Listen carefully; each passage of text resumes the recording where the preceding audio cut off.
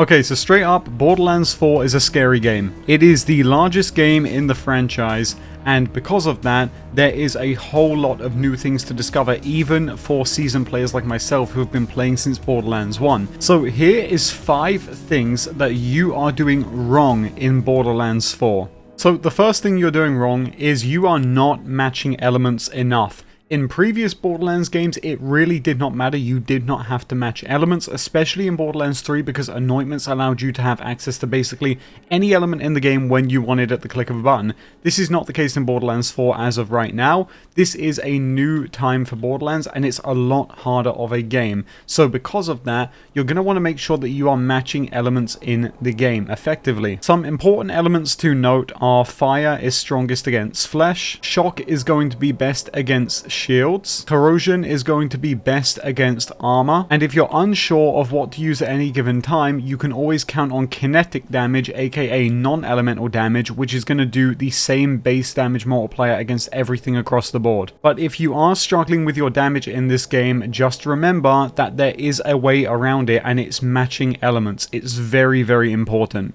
So now we've arrived at our next location. The second thing you are doing wrong in Borderlands 4 is searching for world drop legendary farms instead of just focusing on specific gear. This is one that I've been seeing a lot in my Twitch streams at EpicNNG. If you ever want to come and hang out, people keep looking for the Grave Ward of Borderlands 4, thinking this is just like Borderlands 3.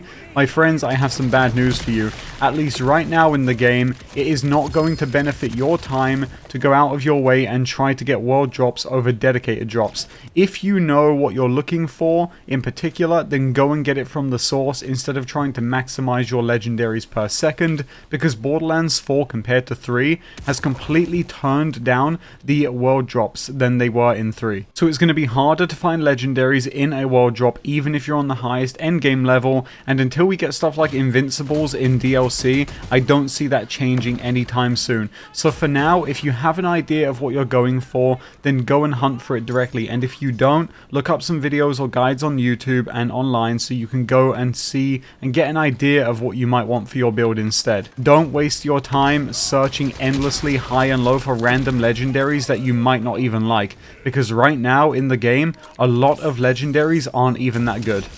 Okay, so for the third thing that you are doing wrong in Borderlands 4, this is a very, very important one that you're not going to want to miss. I'm not going to spoil things too heavily, but when you get to endgame, you're going to unlock a mechanic called firmware, which is essentially gear sets for your character, as you can see on the left right here.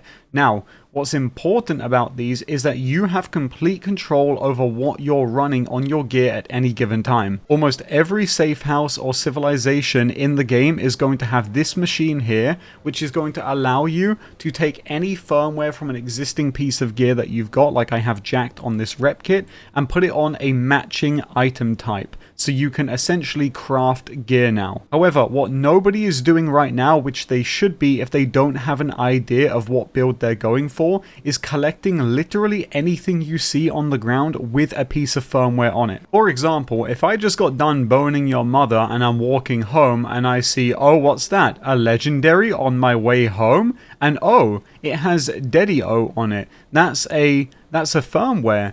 I should pick that up even if I don't like this item. The reason why is because I might need this, I might need the Daddy-O firmware in the future to craft a specific build synergy, right? So if I don't know what I'm doing with my build right now, I should be hoarding all of this firmware and putting it into my bank, so if I ever need to do some theory crafting, I can look through all the different firmware and then go and craft my desired synergy at the firmware machine. Now, if you have an idea of what you're doing, I think it's pretty obvious what I'm going to tell you. Only pick up the stuff which you're going to want to be using and keep an eye out for drops that have your firmware on it.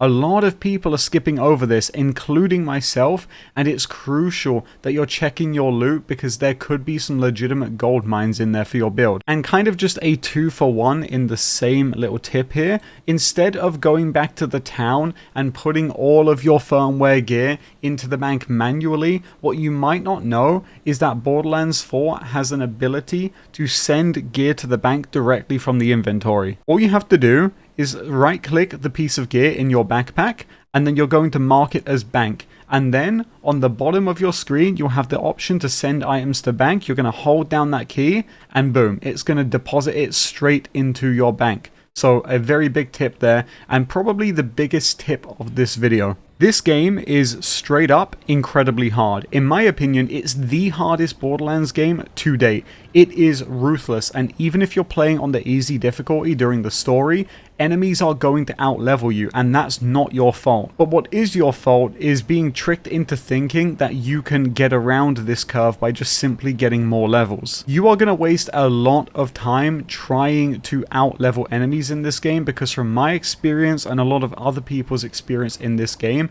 no matter what you do, enemies are going to outlevel you. For reference, I've heard people beating the game at level 29 or early 30. In my case, I beat the game at around 34 and 35, and enemies were 6 levels above me.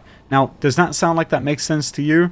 No, not really. I shouldn't be facing level 39 enemies on the final mission of the game, especially when Randy Pitchford said I should be beating it at level 30. And similarly, we have also noticed that there's going to be activities in the world like the rifts or the bunkers, which will also forcibly outscale you unless you're basically max level and you're ready to go. So what exactly is my tip here? Well, my tip for you is, instead of focusing on getting your XP and levels up, which of course you should do, don't put too much stock in it, and instead focus on gearing up with meaningful weapons and other accessories that's going to help you take down these enemies, because just being a high level is not going to cut it. You're going to need a build as you're going through the game, so get used to that skill tree really quickly. And if you're still confused and having trouble and you're an Amen player, look for my Amen build, which I'll be releasing soon.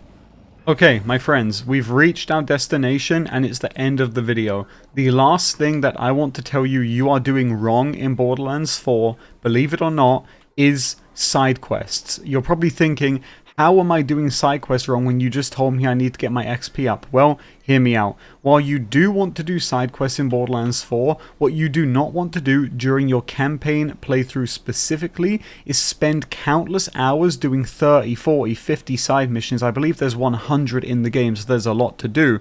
However, you don't want to spend all your time doing these side quests, because when you get to the end of the game, you're going to unlock ultimate Vault Hunter ranks and specializations. Now, why is this important?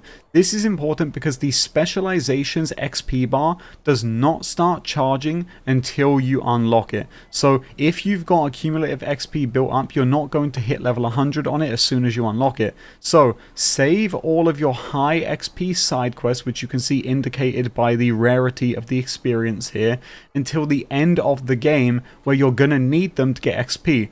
Otherwise, you're going to find yourself farming vile bounties back to back to get your XP, and you're going to find the game's going to get really boring really quickly. Don't do that. Don't be that guy. Straight up. Just wait it out, leave all of the really high-end side missions until the end of the game, and you can thank me and yourself later, because not only are you going to have stuff to do at endgame now, but you're also going to be progressing through your specializations faster, which will get you stronger faster, and that way you're not going to get completely pooped on at endgame. And my friends, with that being said, that's going to do it for this video. That's 5 things you're doing wrong in Borderlands 4. If you like this video and you want me to make another one, leave a comment down below with other things that you see people doing wrong in the game. And if they're good enough, I'll put them in that video with more tips. This game has been absolutely incredible so far, and I cannot wait for post-launch. And it's only getting started now as well, because we're not even seeing the weekly events start rolling, and there's going to be so much to do in this game. So I hope you guys enjoyed this video. If it helped you out, leave a like on the video and subscribe to the channel. And guys, I will see you all next time. Thank you so much for watching.